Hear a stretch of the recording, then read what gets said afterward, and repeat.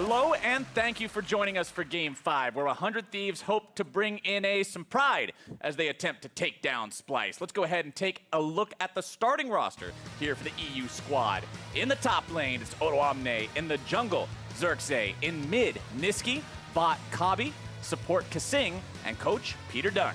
Now, boys, yesterday we saw some glimmers of success from Splyce, but once again, they weren't able to snowball those advantages into wins. No, unfortunately not. We saw Nisqy getting a bunch of kills, we saw him getting these big leads, but unfortunately, he never really translated it into any kind of big advantage. We didn't see him grouping up with Nisqy, we didn't really, Xerxe, we didn't see him trying to make plays towards the bot lane, and we didn't really see a lot from the side of Splyce. And what I'd like to see is them to return to form in regards to their spring split performance, where Xerxe and Odo, they were known as the Roaring Romanian Duo, because they would just group up and they would hard camp Tomp. And when you've got Brandini up there, I feel like that's the prime target for you to be camping and trying to shut him down when he's kind of new to international competition. You bully the new guy. It's a strategy that might not be the most honorable thing to do. No. When you got to choose between honor and wins, a lot of teams are going to take the wins. We'll see if Splyce can find that win here, or if 100 Thieves can do the same for themselves. Remember, with the outcome of last game, EU has already secured victory for themselves in the group stage here at Rift Rivals,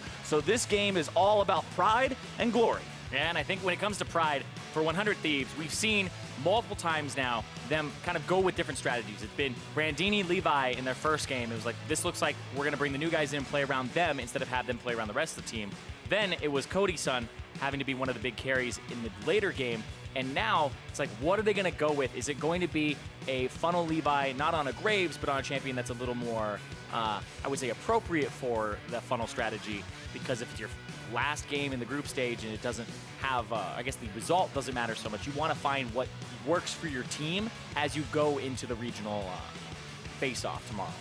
And I feel like for 100 Thieves, one of the things that kind of has worked for them so far during the regular season is those funnel comps, and that's why Splyce have thrown a lot of bans towards taking that away, with both the Braum and Rakan taken off the board. I like the respect ban to Levi as well. Nocturne, still a bit of a nightmare for many European teams after Worlds of last year. Who could forget such a memorable game? Who can forget? The level 6 Nocturne by like 4 minutes into the game or something crazy. It was funnel before there was funnel. Yeah, right?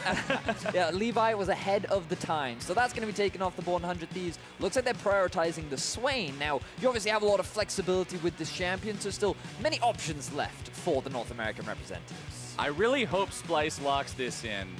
They're not going to. They end up picking the Ezreal and the Alistar. Pretty standard stuff coming out of the EU squad here. But as you already mentioned, the Swain first pick of the entire draft there for 100 Thieves, while their bans are the Aatrox, the Zoe, and the Heimerdinger. Once again, showing respect to some of these picks that NA is not normally used to seeing. Yeah, ended up being very powerful picks, but you don't have much time to learn them completely, especially a champion like Heimerdinger. He actually has a lot of intricacies to him, and you have to put in a lot of games. That's why I was kind of, well, the people who play Heimer really play Heimerdinger, and they put in the time. So you can't just pick that champion up and be an expert.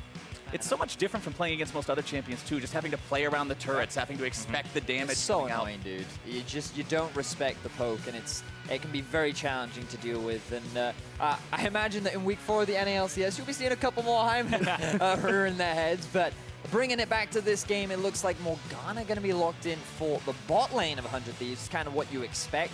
Means that Ryu or Brandini could look to pick up the Swain. I do feel like Ryu has so far played the Swain at least once this split, and I'm sure that it is a comfortable champion for him. But again, a lot of flexible options that 100 Thieves have given themselves. Splyce hovering yet another fan favorite type of champion. We'll see if they lock in the Zed. Looks like they're going to go with something a bit more safe instead this time around. Sejuani locked in. Pretty big front line already for Splyce so far, with both Alistar and Sejuani picked up in the first half of the draft. And I would assume this means that you're going to be banning the Trundle in some way, shape, or form, because it synergizes with the Swain, and it really does shut down the Sejuani with the passive and Aftershock stealing the stats with Subjugate. So I expect that to be Splyce's second ban after this Kindred. I think that makes a lot of sense. And for 100 Thieves, when you kind of look at what you want to take off the board, you're just looking at things like potential mid laners, potential top laners. But you've also got to remember that Splyce have first pick, which means that if you try to ban out some of the other strong potential top laners, they then get priority on locking in a strong top lane answer. But it looks like mid lane is going to be the focus, given that Swain seems to be gearing towards that lane. Yeah, and the thing that I'm wondering here for 100 Thieves is it a Dr. Mundo ban that comes through? Is it an Ornn ban? Because both those champions can go to the top lane and fill out the roster for Splyce and give them a decent amount of engage that will help them. But there's the Trundle ban. And now for 100 Thieves, I really think it's kind of one or the other, Dr. Mundo or the Ornn here. I mean, thinking about what is left available, you know, I think you highlight two good top laners as well, but thinking about some of the mids that are available, Talia is still a potential option that we have seen drafted into mid lane, obviously usually prioritized as a jungler, but still incredibly strong even after the nerfs.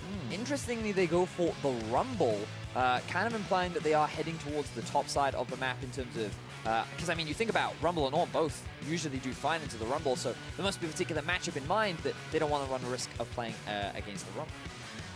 Let's see how Splyce decide to go about this. 2 picks left to go. First up in the second half of the draft, as is Red Team's right. Thinking about the Vladimir, locking that one in. Very flexible as well. Can end up going to the top lane, the mid lane. Even bot, but because there's Ezreal, you wouldn't assume that it's going there. Right. We'll see who that ends up going to later, but 100 Thieves. Right now, Brandini, I know he's a very good Shen player and usually defaults to that. Shen, Ornn, both kind of come to mind for Brandini. I do feel like that so far Splyce have drafted themselves a pretty strong team fight composition. There's also a lot of magic damage, so looking at kind of what's a good answer to that, Mundo is naturally one of the immediate responses. But you also kind of look at the pick potential that 100 Thieves have with the Swain and the Morgana. They don't really have a good way to start fights yet, so when you're looking at how to round out their composition, if team fighting is the direction that they want to go to, which you would imagine with a Swain and a Lucian, a bit of engage is what I'd like to see. Well, there's a Skarner. That's a pretty good engage. If you can drag a guy back into your own team, make it so he's isolated, put him in a spot where he doesn't have backup, that can work out pretty well. Plus, I can tell you right now, one of Skarner's best friends on Summoner's Rift is Morgana. Nobody's going to stop you when you got the Black Shield. Yeah, I was about to be like, does this look like a composition that you'd want to run Skarner against? Not usually, but the Morgana makes it so that Skarner gets to have free will. But look at this, another mage here, so a lot of magic damage. The Mundo is going to pay off in spades for 100 Thieves. And so far the composition's just locked in, and now we need to see, I assume it would be the Ryze mid, Vladimir top. Yes, that's kind of what you'd expect. Nisqy, very well known for his Ryze, at the very least in the European LCS. And Odo, he's played Vlad a couple times. He loves to be aggressive, and he's going to be happy to be able to play a carry on the top side of the map. But it feels like we've got a lot of team fighting coming out from the side of Splyce, with a bit more pick potential from the side of 100 Thieves. I remember talking to Ezreal about Mundo when he was starting to become popular and getting into the meta. And Ezreal mentioned how he thinks it just feels like such a ridiculously good setup for Mundo when the entire top half of the enemy team, top, jungle, and mid, are all AP, because you can just prioritize those big magic resistance items. You can get a big early Spirit Visage and make yourself nigh immortal. Sure, if you get into a fight and Ezreal's just allowed to auto-attack you 57 times, you'll still die. But against most of the threats you're going to be encountering, he is going to be impossible to kill. And even then, it's an Ezreal. It's not this crit-based marksman that's going to be able to shred you down. Doesn't really get or armor shred almost any part of the game, and sometimes people opt to not even go for a Last Whisper item in their builds when they're completed. The Blade of the Ruin King is kind of the one that you would expect him to get to deal with the Mundo.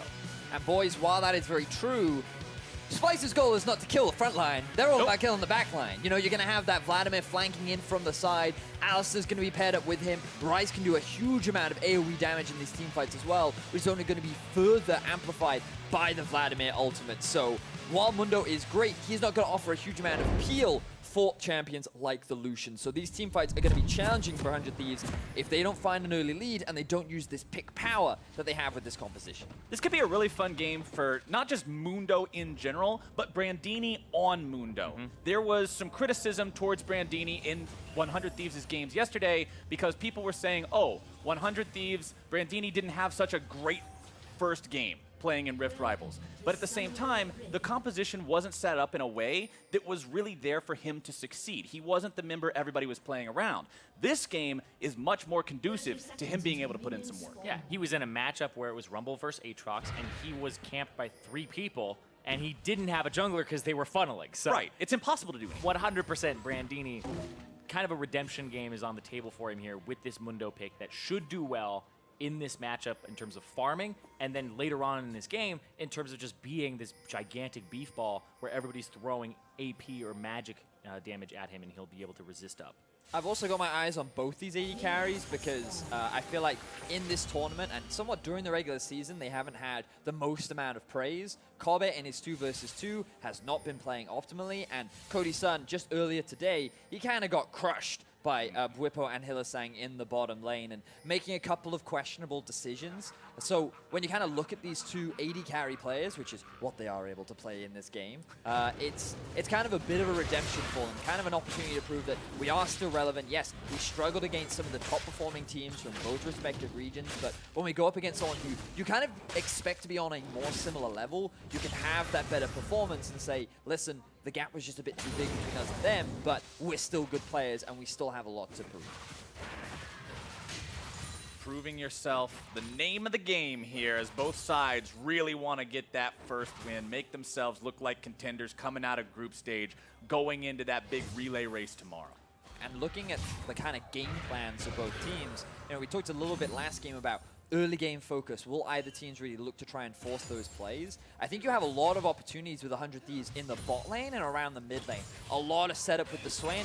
Whenever you're paired up with a Morgana, if you ever land that binding, there's a huge risk of losing your life. But for Splyce, I feel like their focus should be towards the top side of the map. You both talked about how great Mundo is into these AP champions, but when you have a Ryze who can use his ulti to set up a dive towards the top lane, Vladimir just naturally a pretty good diving champion, and Mundo being pretty weak in the early game, I'd love to see Splyce invest those resources into the top side of the map, try and get Odoamne ahead, and shut Brandini down. Nice binding there onto Kobbe in the brush. aphromoo able to find that early game accuracy. Unfortunately for 100 Thieves, it doesn't really result in much of anything, and Afro will eat a Mystic shot immediately thereafter. 100 Thieves seems pretty confident in the bottom lane so far. Afro's not going to connect on that second one, but they'll just continue shoving this up and trying to maintain control. Yeah, he's just fishing for bindings to get a tiny bit of damage, but right now, Kobbe's just got the Doran's shield, he has biscuits, he has health potion, so it's just kind of chipping away and trying to find whatever advantage you can here.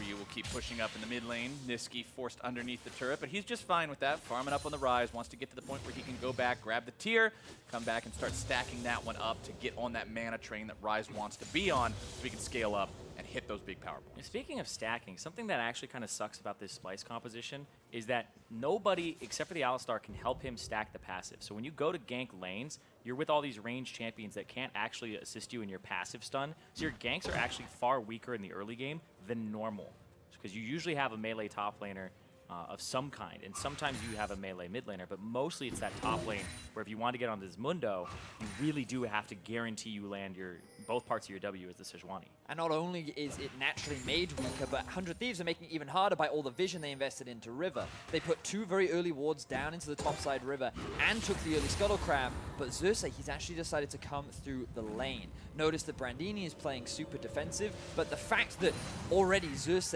increasing his jungle proximity with his top laner, bit of a redemption after the 0% game that he had back in week 2 of the EU LCS, showing that Splyce do have the idea of, let's play around our top side, let's try and get Odo ahead. I can't remember who it was that said it in our post-day story meeting, but someone mentioned to have a 0% jungle proximity means you didn't even accidentally back at the same time. You were never anywhere close to this guy at any point. Yep. Yeah, that was Jack. But I have a feeling that, Xerxe may have heard that, been like, I'm just going to show you guys I'm back in 0% this. As soon as I see him back, and I'm going to recall too. It's like that time that Xerxe heard about his lowest control wards.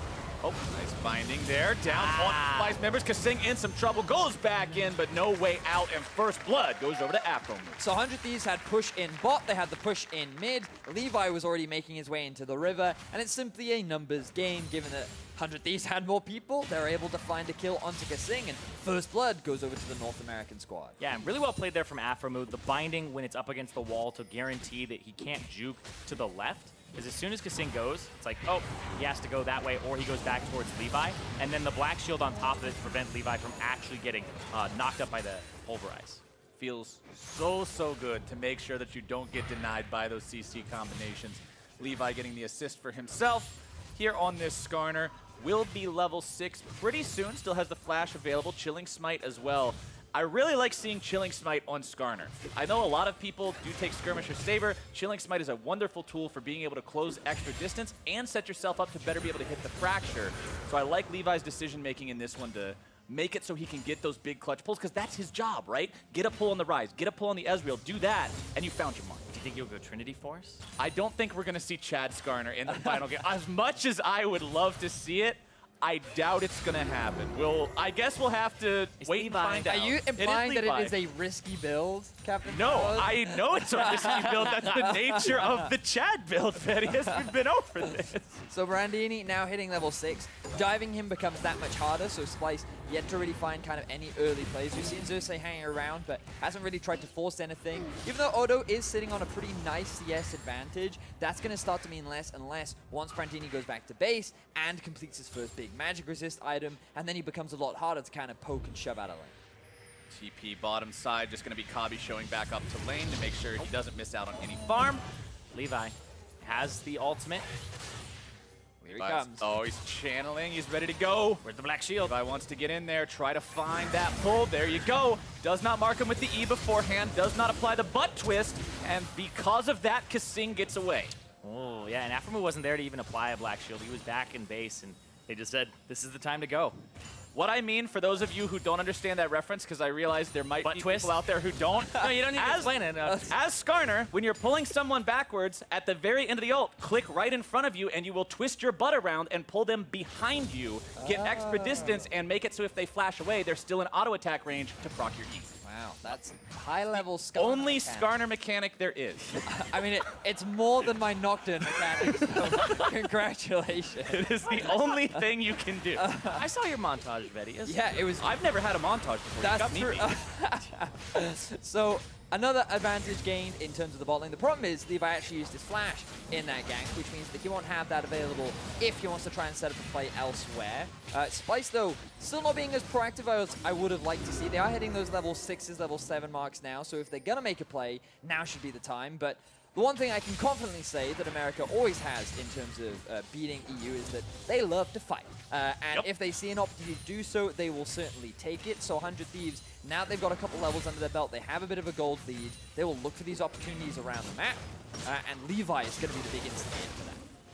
Levi being the playmaker. It's what you said in Champion Select, Thaddeus. The team was looking pretty solid. It needed some engage. The Skarner was the final pick here. That was what they decided to round out the composition with.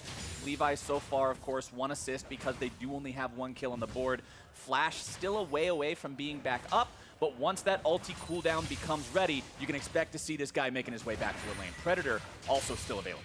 It's kind of what you're expecting, and looking across some of the item builds that are being worked towards, double tier from the side of Kobbe and Nisqy. It looks like Odoamne is working towards that Proto Belt. Pretty conventional stuff from him, and there's that early magic resistance from Brandini, and you can see that Odo not quite as dominant in the laning phase now that that has been completed, along with what looks like a Rod of Ages starting to be built by Ryu, and the Blade of the Ruin King starting to be developed by Cody Sun. So these first big item spikes starting to be developed from both sides, but you know that 100 Thieves is going to hit them that bit sooner just because they found this early gold lead, and you're going up against a double tier comp. Want to point out also the early stopwatch for Ryu's Swain. Does have that one available for the first fight he gets into with the big ultimate, so we'll see how that plays out.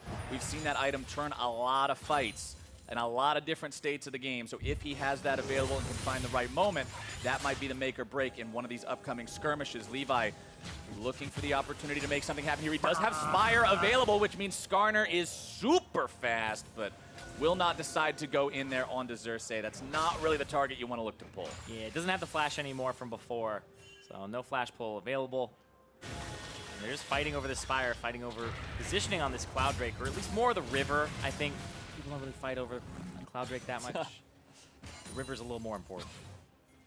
Having that vision control just also gives you the freedom to roam around the map a little bit more. And when you are playing this Alistar, you would kind of expect it to be one of those more roaming, engage-style champions. And kaSing right now has hit the level 6 mark. He sees that Levi is in the bottom side of the map. Got and 100 Thieves could be looking to set up a bit of a dive bot, but with Xerxe there, with Ryze pushing in the mid-wave, it would be a bit of a risk for 100 Thieves to overcommit to that. Yeah, as a jungler, it's like people tell you to come to your lane. No, screw that. Scuttle crab. Like, It's a lot of there's a gold. crab on the map. I don't care what's happening in your lane. Just give me the crab. Yeah.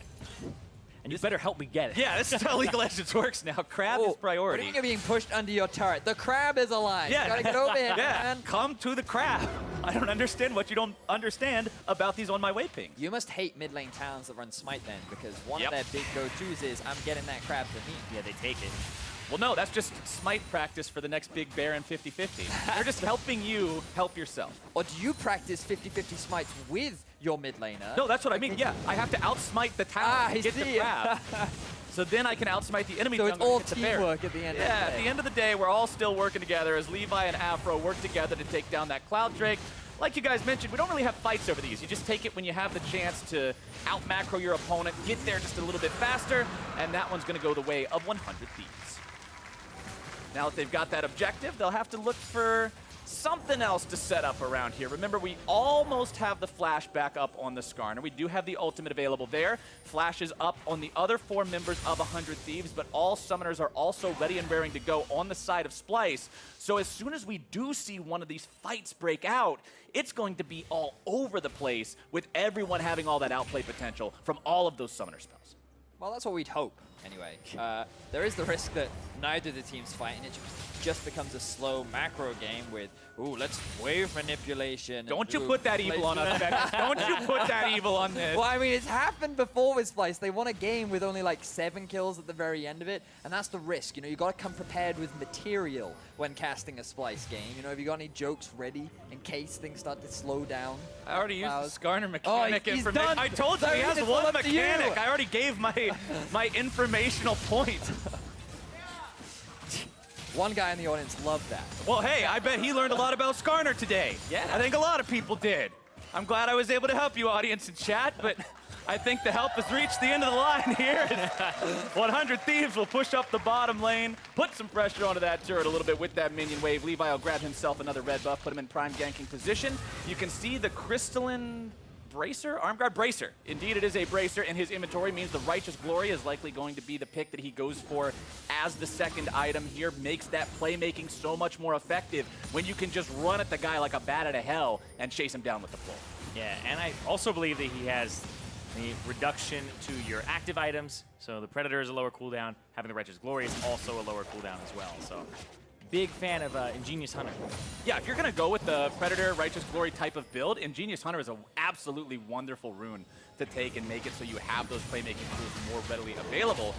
Splyce will now look to hand off the blue buff to Nisqy, who is level 11 on this Ryze, farming up nicely for himself, 154 to 140 CS. Bottom side, though, it's a CS lead on the side of 100 Thieves, but both solo lanes do go to way of Splyce. And the important thing here is to look at the items that have been completed, because you can see across the board for the side of 100 Thieves, they've actually completed their first major item, the Spirit's Visage, the Rod of Ages, and the Blade of the Ruined King. So in terms of item spikes, 100 Thieves are actually stronger at this point in the game, and if they were to try and force a fight, now would actually be a great time. And with Levi hanging around the mid lane, I feel like this is the kind of proactivity we need to be seeing from 100 Thieves. When you're playing against the double tier, they are not strong at this point. They need to get to that 20-25 minute mark before they really feel confident to force a fight. So proactivity, playmaking, that's what I see from the 100 Thieves at this point in the game. Well, you just saw Levi use the Predator there in mid lane. Wasn't quite able to find the opportunity to jump on anyone from Splyce, as Brandini looks for the 1v1 against Odoamne here. Power Transfusion, going to make sure to keep him at a good enough health state to not really be in danger of any sort of a dive. Brandini will just keep Cleaver farming.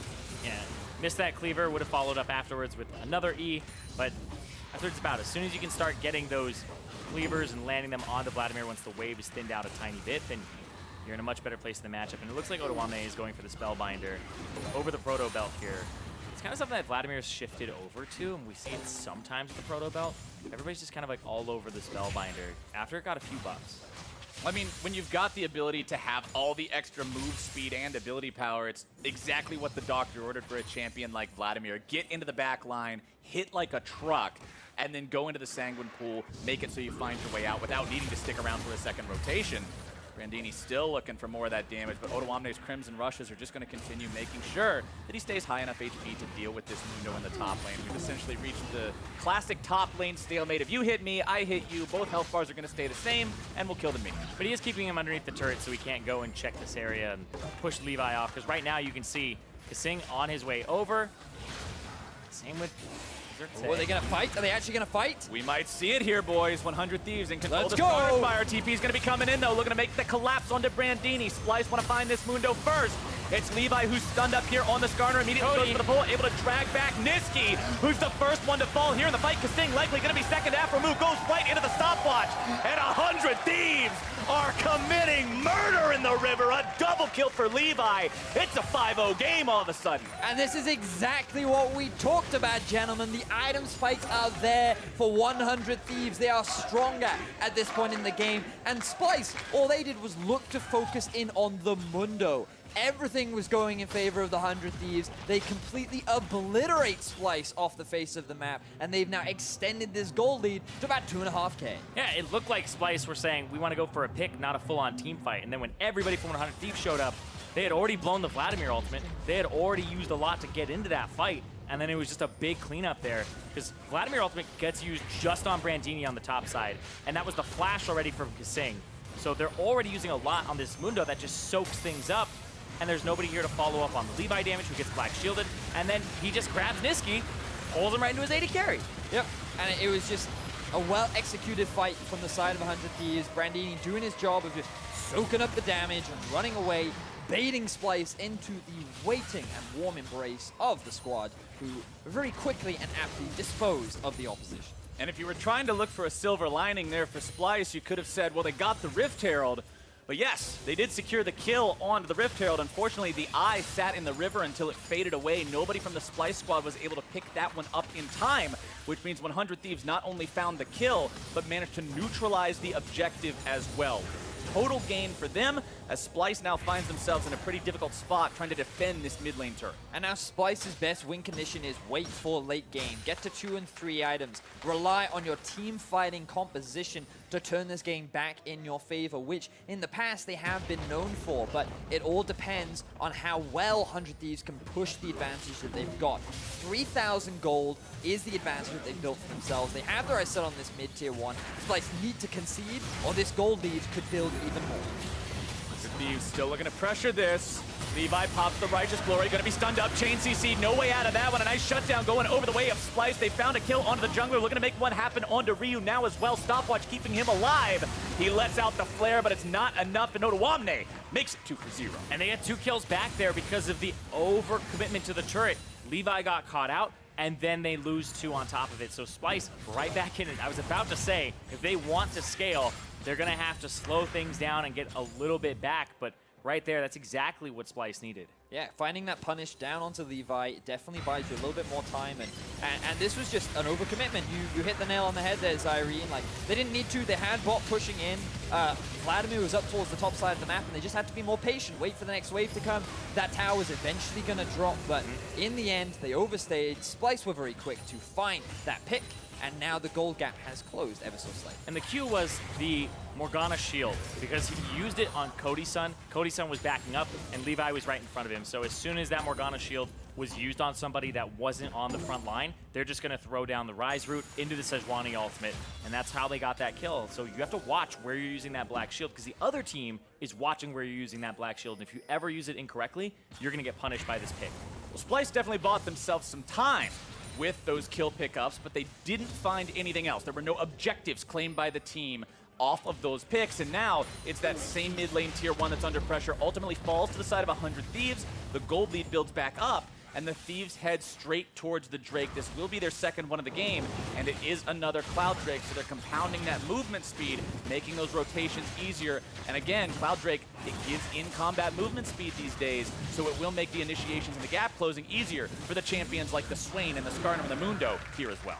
Turns your small little scorpion legs into rollerblades with jetpacks so that he can just zoom on in, get the target that he wants, lock him down, and then start the team fight in favor of 100 Thieves. But you can see that Splyce setting up a lot of vision towards the top side of the map, not only to secure their first tower of the game, but also to just maintain some control around this Baron, because 2 items are starting to come through for the 100 Thieves. Splyce aren't quite at that point yet because they're still stacking up this tier on Kobbe, and they feel that right now they're not in a position to really go for these fights, but they do not want to give away this Baron for free, and they want to just try and mitigate that pressure as much as possible. Yeah, something that I'm worried about for Splyce is just how long do they need to wait to get to quote-unquote late game where this composition will work against 100 Thieves? Because they're so heavily indexed on magic damage, and 100 Thieves have a lot of durability. Swain is semi-tank.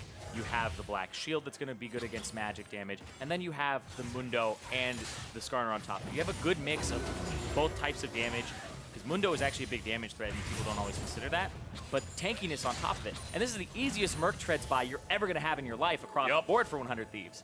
So I actually feel like Splyce, it's going to be so difficult for them to actually win this game based on the compositions against each other and the point that 100 Thieves is at now. I agree. I do like Nisqy's Morellonomicon being fully completed to shut down some of the healing coming out from Brandini with the level 2 ultimate available on the Mundo. That would be 75% total health regenerated without grievous wounds. So he's going to... Nisqy's going to need to make sure he keeps that spell damage applied to Brandini over the course of the ulti. Should one of these team fights break out here soon, aphromoo looking to fire off a binding there as Levi wants to go in. Righteous Glory gets popped, but he doesn't decide to go any further with that one. Even though he could have been immune with the Black Shield, there's the potential of a lot of damage coming through, and breaking it, Chain CC then applying would have surely spelled demise for everybody's favorite Scorpion. Sitting on 2-1 and 3 right now, 100% kill participation. But remember, him getting caught out was the last thing that really caused a thorn in the side of 100 Thieves. Oh, for sure. And I'm wondering when these QSSs will start to come through from the side of Splyce. I feel like they are very, very important. But not only that, you're going up against the Morgana as well and the Swain. So a lot of single target CC that you have to be careful of. Ooh, face check, but it's Sejuani. We're good. We're good. The funny thing is I don't think they will go QSS.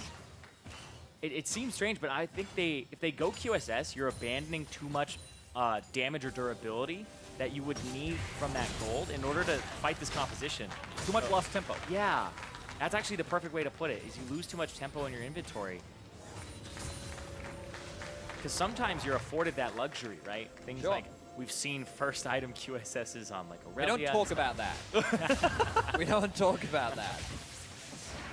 But I do love the vision that's being set up from 100 Thieves right now around this Baron. Their focus for the time being is on this tier 2, and it sets up nicely for some of the vision to just disappear around the Baron that Splyce do have for themselves. Ryze is now making his way up. This is a window of opportunity where Splyce could look to fight if they want to. Remember, the tier is now fully stacked on the side of Kobbe. They could be going for it. 100 Thieves just disengage once again. Splyce do have to be careful, though. Remember, when you go onto this 100 Thief side, it's exactly like Vedius was saying. They're very tanky. We'll see how well this pays off for them. kaSing trying to get himself away here. Levi knows he can pull him, but at the same time, Alistar ulti going to negate that one. Odoamne in some trouble, going to be cold very, very low. aphromoo fires off yet another binding. Not going to find anything from that. Somebody has to go deal with Brandini. Yep, there's Nisqy. Using the ultimate to get there, because Brandini's threatening that turret. So he gets a semi-global ultimate out of Nisqy, but he keeps his teleport.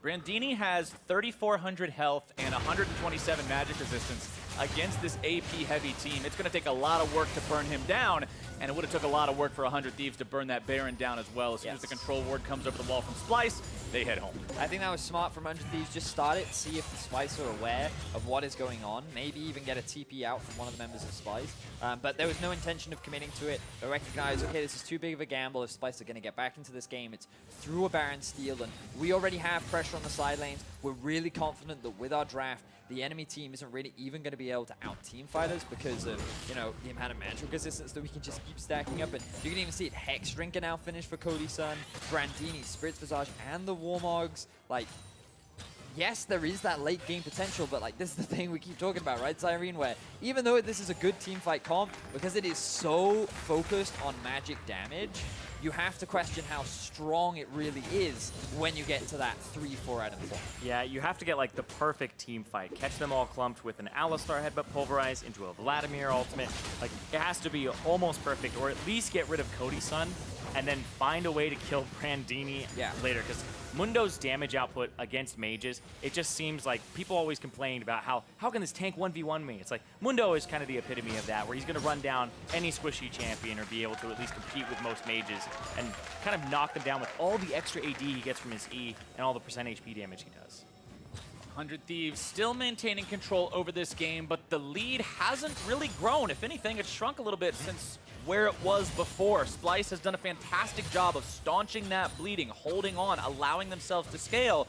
and the Thieves haven't been able to do what you were talking about earlier, Vedius, and find those plays, find those opportunities to make anything happen. While that's true, they also maintained a lot of control around the Baron, and this is extremely crucial at this point in the game just because Splyce are the ones at disadvantage. When we talk about how they need a perfect team fight, that becomes harder and harder when you just have no information or vision of what the enemy team is doing, which means that this pick comp that 100 Thieves have is that much stronger. You walk into Fog of War, you face check a bush, and there's the risk of you getting caught out. Here we go, kaSing deciding to lead this one off. Looking to go after aphromoo, who has to flash away. He's going to be ignited there as well. Levi now in retreat. Ryu backing out to aphromoo below 100 HP. Doesn't want anything to do with the rest of this fight, as that was a full 4v4, 2 members staying in the bottom side, one from each squad, not bothering to try to TP in or make a move on that one. A couple of summoner spells were used from both supports, which means that they will not obviously be available for the next fight, but nothing again really gained. It feels like both teams a little afraid to hard commit to anything at this point in the game, when these have already demonstrated that they were that much stronger in the mid-game. Even then, as you identified, Plaz, you know, they didn't really try to force that many plays. They haven't really taken that many extra towers, and this goal differences kind of stayed the same, around 2.5k, and it all is going to boil down to one big Baron fight between the two teams, and that fight should be pretty explosive. This game and the pace of things right now feel very indicative to me of the two stories of these teams so far at this event. Neither team has managed to find a win for themselves yet. Both teams want to find that win here in the final game of group stages, and so both are just a little bit unsure about making a move that just doesn't feel perfect. They don't want to make the call that loses their side the game. But which is actually funny at the same time, because it's not like the stakes of their region is actually here, because if you lose this, it doesn't change the outcome. But it's pride on the line, man. So if anything, they're just in their own heads about this, and it isn't external pressure. It's pressure they're putting on themselves to perform, because they believe they can perform at a higher level than what they've shown. But I think you've also got to remember that coming back into the regular season, week 4 is immediately a have to riff rivals, right? And for Splyce, they currently sit at a 2-4 record, very near the bottom of the LCS table. And for 100 Thieves, they sit at the top. They're 4-2. So the fact that they're both having the performances that they are kind of can weigh on their mind as they return back to regularly scheduled LCS games. And naturally, 100 Thieves want to continue sitting at the top, but with all these roster moves, they wanted to see what can happen with these changes. And going 0-3 in the group stages is not the kind of performance that you'd want to demonstrate with 2 new players on the roster. Absolutely not. You can see Levi now working on a big magic resistance item of his own. Has the Spectre's Cow bottom side, though. It's Brandini in the 1v1 against Odoamne, trying to make the dive happen, but Odo's doing a good job kiting him around, keeping himself alive with the healing. Odo with a flash out. Kobbe coming in now as backup, but Mundo's health bar doesn't look like he was part of a turret dive at all. He just pulled 3 people to him. And that means that Xerxe has to be in position here for a smite steal, or else this is going to go over to 100 Thieves. It looks like he's here in time, and I think they're going to pull off of this. Two-shot barrage came through to make sure that Splyce knew exactly what was going on, but the call is to stay on Baron. TP's coming in towards the mid lane. Splyce wants to stop this. Levi's like, I'm out of the pit. Boys.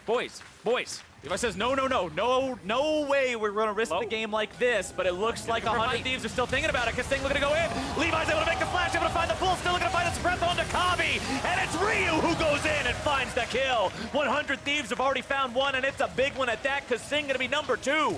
Xerxe has to be out of the picture, though, in order for this to be a completely safe call. Brandini will run interference and keep him away as the Thieves head right back onto Baron. Beautifully played by Levi, having the target set onto Kobbe and executing with perfection.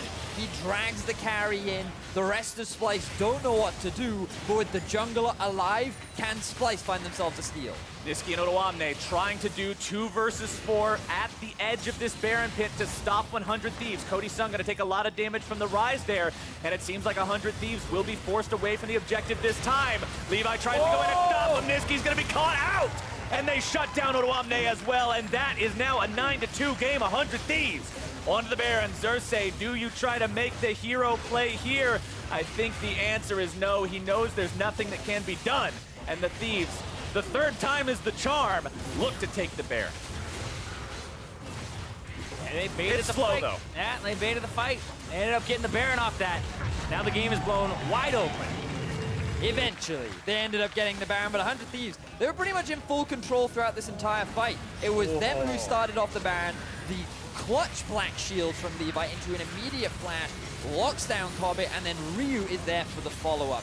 Nothing but perfect damage and execution allows them to find those picks, which starts off this Baron for 100 Thieves. And I could just see the elation from Captain Flowers, where he's like, that is the best Morgana combo with a Skarner. He's like, I love it when they do that. And right here, the E into the pull there from Ryu to interrupt Nisqy's ultimate to make sure that Odoamne also sacrificed himself, taking that bet that he would get out. Skarner follows the same golden rule as Blitzcrank. One pull, one game. Even if nothing happens for so long and you're not finding a ton, if you just find that one big pull that results in that one big fight that gets you that one big Baron, all of a sudden, you might just win big. Cody Sun might be in some trouble here. Instead, it's going to be aphromoo who's knocked up and beat down. A shutdown goes over to Kobbe as they grab the 100 Thieves support. Levi's skrittering in there, but I don't know what he's going to find. Yep, and you saw the reaction there. aphromoo black shielded Cody, and he's the one who actually got the ultimate thrown at him there from Xerxe. So it's about the black shield usage. So far, it's been on point for aphromoo, but they catch him right there because it's just too fast. Problem is, this is the first sign of proactivity that we've actually seen from the Splyce roster, but it is too little too late as Brandini gonna kill Nisqy. That is a merciless headbutt. Brandini just running after him, looking to take him down. Another cleaver finds him. Looking to make the flash play. Nisqy living with just a sliver of health. I'd love to see the exact number on that one, but ooh, he's got to be wiping the sweat off his forehead for that. Mundo's a great damage source. You said it before, and now it has been proven. First and foremost, right here in the bottom lane, as 100 Thieves will continue this multi-lane pressure. 3 men here in the mid lane. Remember, you still got Levi ready to go with that pull if he finds a suitable target. Makes me happy to see a North American team not just grouping up mid and running it down, spreading their pressure across the map. 100 Thieves playing this nicely. Brandini now getting collapsed on. This is how much it'll take to bring down that Mundo. He's still walking away. They finally bring him down, but at the cost of their mid lane inhibitor turret. Potentially the inhibitor here as well. A little bit more damage from the auto attacks. Cody Sun will take that one out. Ryze Realm Warp coming in.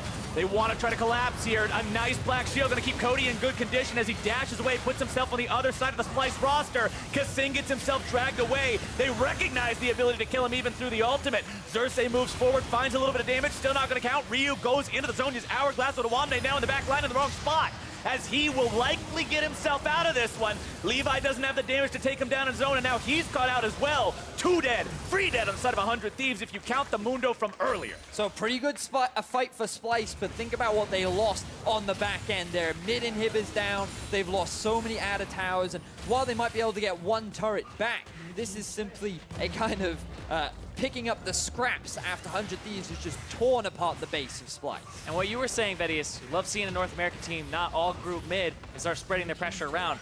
Splyce were happy to see that too. They caught Brandini, they killed the Mundo on the side, and he is one of the biggest threats in the entire composition to the way that these mages function. So with him off the table, they are 100% happy to take this fight. Nisqy gives the ultimate over to Xerxe, who's almost has his ultimate back up. It's up in 2 seconds here, and they get onto Cody and Afro, but then it's just this over chase here. They do actually push up and get them eventually, but Odoamne off on the side. They get to focus down Ryu in a second. Yeah, and I actually think that Ryu should have just backed off at this point. There's no need for him to overstay. They thought that with with kaSing dead, that 100 Thieves could continue with this fight because it's now become a 4v4, but so many of your ultis and abilities have been used that you can't really afford to stick around in this fight, and as you rightly identified, Zyrene, just a bit of an overextension from the side of 100 Thieves has allowed Splyce to find a bit of a team fight win.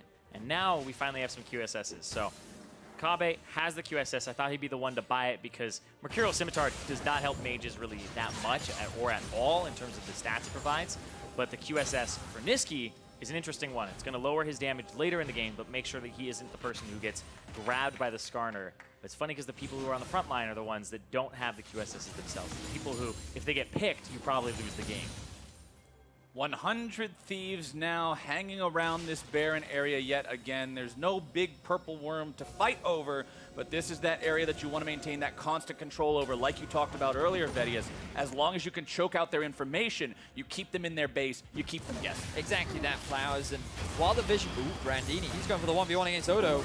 He is just fearless on this Mundo, and there's no reason not to be, if I'm being quite honest. He Doesn't can't even take use any the ult. damage. Yeah, that's ultimateless. He's just regenerating from the Warmogs now as the Realm Warp comes in on the top side. It's Levi who tries to shut down the initiation, but now he's going to be thrown back into the rest of the team, going to be bursted down rather rapidly, goes into the stopwatch anyway. kaSing now in some trouble. Ryu comes in from the side, and aphromoo grabs the kill credit on the enemy support as Brandini is making himself at home in the enemy base. Now having to run away from two. Kobbe trying to continue to chase along with Odoamne, but the cleaver comes out and Brandini gets away. I thought 100 Thieves would wait for the next Baron, but they are looking to push their advantage as much as possible. Now Xerxe's been caught. Xerxe getting himself out of that one. Not really under any threat any longer, but you can't say the same thing for the top lane inhibitor that now finds itself exposed and vulnerable. 100 Thieves continuing the four-man push up here while Brandini does his magic in the bottom side. This is make or break for Splyce. There is no way out of this one if you lose any more. Bottom lane inhibitor turret under threat. Top lane inhibitor very, very easy to take down now for the side of 100 Thieves. If you lose too much more, you're on permanent Nexus guard duty. Certainly are. Splyce going for another engage.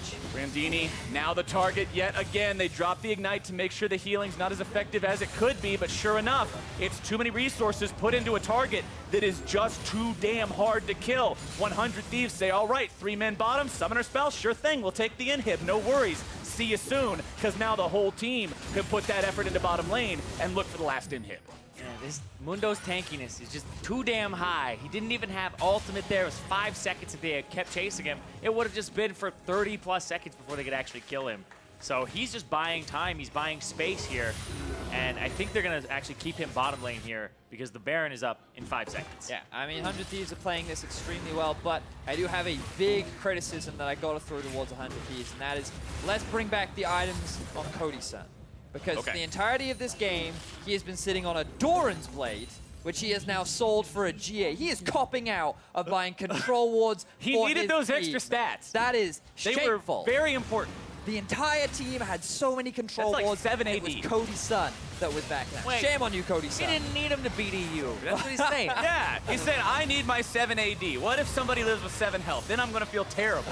As Brandini just takes a walk through the enemy base, a casual afternoon stroll. 100 Thieves, 4-manning down the Baron. It's Xerxe over the wall that poses the threat, though. 2 different TPs going to be channeled. kaSing going in. It's going to be a full-on fight as Levi takes a lot of damage here, having to pop the ulti, dragging Xerxe away, having to flash out himself. Doesn't want to lose that smite for the side of his team as kaSing will be the first one to fall, but they also lose Ryu on the side of 100 Thieves. Cody looking to find the damage further, even here onto Odoamne. Kobbe going to be taken lower as it is the Guardian Angel popped on the side of 100 Thieves. AD carry Levi nearly dead here. The Thieves happen to be so careful with these health bars. Kobbe goes forward, looking to find the last auto attack. He gets it onto Levi as Cody Sun will be kept alive by the Black Shield and Brandini. It's time to run rampant with the Mundo in the back lines, or is it? Wants to get himself over the wall, does find the flash. Kobbe's still going after him. Brandini walks away. 100 Thieves are feeling all right, but I think Splyce is feeling better after having shut that Baron down. Their base, though, they are about to have super minions on their base. Brandini is about to have his ultimate as well in about 10 seconds. Yeah, they can't commit to this. 100 Thieves saying, you chased us off, we're gonna chase you off. Everybody's gonna be chased down, and Nisqy is in real danger of getting just cut to pieces by those cleavers. Kobbe can get himself out with the use of the Blast Cone and the Arcane Shift, walk through the wall gate, and the Nexus turret is not looking so hot. And Splyce find a successful fight after so long. 4 members of 100 Thieves grouped up in the pit. Splyce get the kind of AoE setup that they're after, but because they stay in the fight for so long, Nisqy ends up dying. Levi and Ryu have already respawned, and now it's 100 Thieves back on the Baron. That was their big opportunity to come back, and now all hope lies onto Xerxe. Can he get the steal? I don't think he even tries for this stuff. He's 1-0 and 5. He doesn't feel like risking it. The Skarner outplay is very easy with Oh, that was Mundo that got that Baron. That could have just as easily been a true shot barrage. Yeah, Levi was not having any of that. Just on vacation, going and garden if Xerxe was even going to try. So, wasn't his job. Hey, he knows these days with all the funnel comps, sometimes it's mid laners who have smites. He doesn't have to worry about it. Oh, that was insanely close. Yeah, It's 100 and that's what I'm saying. Could have very, very easily gone the way of Splyce, but it did not which means one Uber buff is in possession of the side of 100 Thieves, and now they're looking at the other. Elder Drake alive and well, and with 100 Thieves having 3 elementals under their belt, that is a vicious true damage burn. It certainly is. 100 Thieves have full control pretty much over the entirety of the map. All 3 inhibitors are exposed with 1 being down. I believe it's going to respawn relatively soon. I honestly think that 100 Thieves don't really need this Elder Drake to end the game, just because of how well they've actually been playing the 1-3-1. And it does feel like that with all this AP down, Splyce just cannot get through this Mundo as Levi just trying to zone the members of Splyce away. I'm surprised there's no adaptive helm for Brandini. He actually went for an armor item and then also execution calling so he can duel. He's like, I'm just gonna fight the Vladimir. I'm gonna mess Vladimir up. kaSing, speaking of getting messed up, he's in a lot of trouble. Even through the ultimate, you're not surviving that one. Cody Sun goes unstoppable. It's Brandini into the back line. Alone, though, Gargoyle Stoneplate keeps him nice and alive as Xerxe now has to run for his own life. It's Odoamne into the back line, finds a multi-man ult, but still gets taken down. The power of the suppress coming through pretty big there as Xerxe tries to retreat. It's still a 5-man push from the 100 Thieves as the chants ring through the arena, and the hometown fans want their team to take this win. Nexus turret number 2 under fire, and it's already gone. 100 Thieves on to the Nexus now, and they will find their win. 41 minutes in.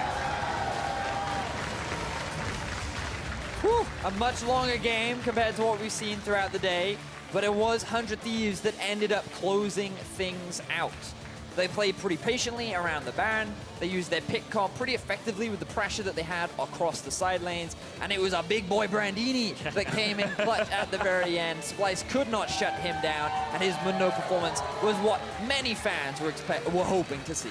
And did we not say this was his chance at redemption this game? After having his premier game at Rift Rivals be a game that would be very difficult for anyone to perform well on, he was given the tools and the setup to succeed in this game, and he did just that. Yeah, he bought so much space for the team. The fact that they were throwing 2, 3 people at him constantly, and then he'd even just smack down one of the people that was answering him to below a 3rd HP. He caused so much in terms of pressure, but it did take them a long time to close it out because they were basically saying it's a slow and steady kind of wins the race here for 100 Thieves. They knew that they would eventually win the game, and they knew that they would lose if they went a little too fast, had wrong engages. So it looked like they just kind of cruised through this one.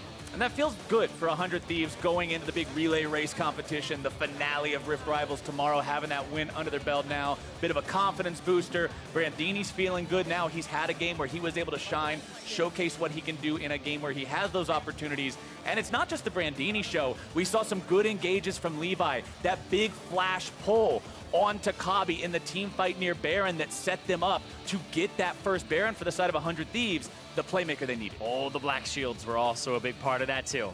You gotta love shields like that, but to hear more from the victors from that last game in groups, let's send it down to the stage to Avli and the top laner who goes where he pleases. Thanks, guys. Brandini, congratulations with that win. You picked up your first win for your debut event with 100 Thieves. I mean, you looked unstoppable on that Mundo. How did that game go for you? That game was just me farming for like 20 minutes until I get MR items and just run at people.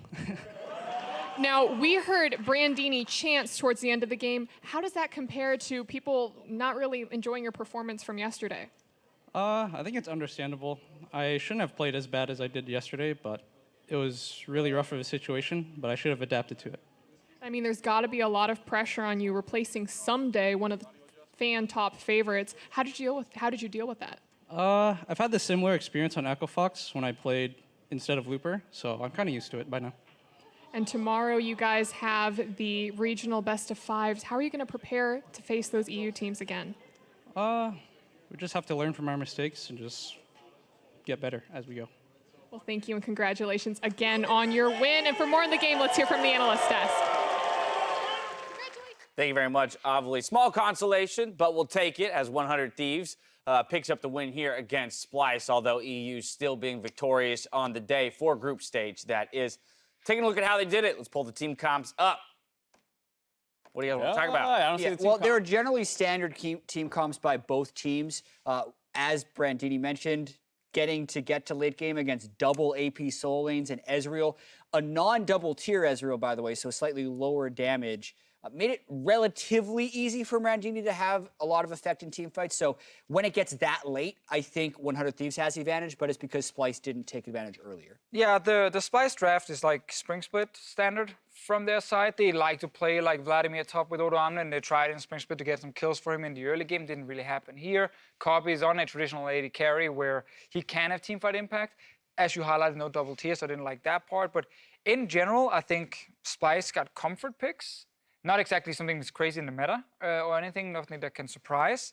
They just really didn't know what to do in the late game. I think they blew their ultis from Odoamne on a Mundo in the side lane at least 4 times. And then immediately right after, there was a big team fight where then there was no Vladimir ult. Stuff like that really hurt their potential comeback chances. I want to take a look at some early kills that fell in favor of 100 Thieves. 4 of them in the early game. This, of course, helps them accelerate their pace towards that late game team fighting stage. Yeah, and the great Brandini kind of starting this one off by kiting it all out. They kind of engage on him, but then refocus down onto Levi, which just the split focus is enough for 100 Thieves to go out and take this lead. Yeah, and the engage itself was strange from Splyce. Like, they blow everything at first on Brandini with the Alistar combo, and then Nisqy walks from the bottom side just alone to join his team, and he just gets hooked by a Skarner and like dies. It's like, oh, okay, so we used our engage OP on the Mundo, who's safe and out of the fight, and our mid lane just died the moment the fight started. Not really great. If we fast forward to later in the game, though, around the Baron, that's where a lot of that action took place that you talked about, Deficio. But Chad, yeah, go for it. Captain Flowers had mentioned that you just need one good Skarner pull, and he gets it onto Kobbe there, and Ryu's able to follow it up. So with Ezreal dead, it is just magic damage left on the team, which doesn't give them much. Then also, as Splyce is trying to get the later defense, pretty easy to line them up for that Skarner stun. They get Ryze out of the ultimate, and boom, more kills and Baron. And that was a triple Cloud Drake team, and whenever you have Mundo, Swain, and Skarner, all who kind of just want to charge at you, that triple Cloud Drake made it pretty easy to get those chase downs early on against the mages, who, if they got ahead, they're both bruisery mages, so maybe it could have worked out, but the 4-4-0 before that really set them behind. I think the goal graph here shows like 17 minutes in, roughly, they start getting the lead around the Rift Hell, the replay we showed first. They kind of kept the lead for the entire game, and while there were a few situations where they dropped down a little bit, they looked like the better team. And it says a lot about Splyce and the current level that even against 100 Thieves, who's not looked good in the first 2 games they played, there still seemed to be quite a difference in skill. Yeah, and I do think this makes tomorrow very interesting because EU won the group stage 5-4. Like, they won 1 more game than North America. So that gives them the advantage as far as being able to choose the matchups after Team Liquid, or after NA throws their team out forward. There you go. So I'm hoping time. I'm hoping the best of 5 actually goes 4 or 5 games because it will go 4. You can argue about draft with Fnatic versus TL, whether or not that would swing it. You could argue in this game, right, whether or not Splyce just totally fumbled too many of the mid-game plays and could have won in some ways. And I'm just thinking it's actually pretty close. Yeah. Moving ahead to the later portion of today, of course, we got the 2v2 Gauntlet ahead of us. I did want to get you guys' quick thoughts on that. More so, which region do we think is going to reign supreme, as really anything can happen, as we've seen so far with the 2v2s? I really like Doublelift and Ole working with their team because I think Smithy and Pobelt do a good job playing around them, but they don't have that here. And just in terms of 2v2 synergy, Doublelift and Ole are not always on the same page, eating a minion instead of Doublelift that one time on display already. Don't really trust an Echo Fox bot lane either, personally. And to clarify, the starting rosters for best bot lane in the West are the 2 players who have played the most games in bottom lane and support. So this isn't like the side selection games where you can just pick 2 players good and make it a 2v2. So that means we're going to get, you know, Alltech and Adrian, Doublelift and Ole, 100 Thieves ascending down, Cody Sun and aphromoo, and we're also getting Whippo and Xerxe. No record Love in it. this tournament. I love it. You got Whippo and Xerxe. So I want to get some actual official predictions out there on the board. Just the region that will crown the champion in the 2v2 Gauntlet. I personally am going to go with EU. What I think those bot lanes have shown far superior to I know, right? We're starting full circle. Okay, Mark, what are you thinking? Come on. Europe? Yeah. This is going to be sad, dude. You're All going Europe, All right, aren't we? Deficio, what are you thinking? I think Europe. What have you not thought Europe, Deficio? It's true. I mean, I was right this event, so I'm sticking with Europe. Can you say NA physically? No, like if you wanted I can't. to? No, it's Potato in my mouth also is like, I can't get it Those out. 2 letters don't go in that order. Yeah. What about you, Jad? You gonna? Mark was undefeated in predictions today, so I have to just Now you're hop going to on the align Mark with him. I'm gonna Now hop you're going on the to Mark align with him. bandwagon and take EU. Traitorous at the beginning of the day. It's tricky, right?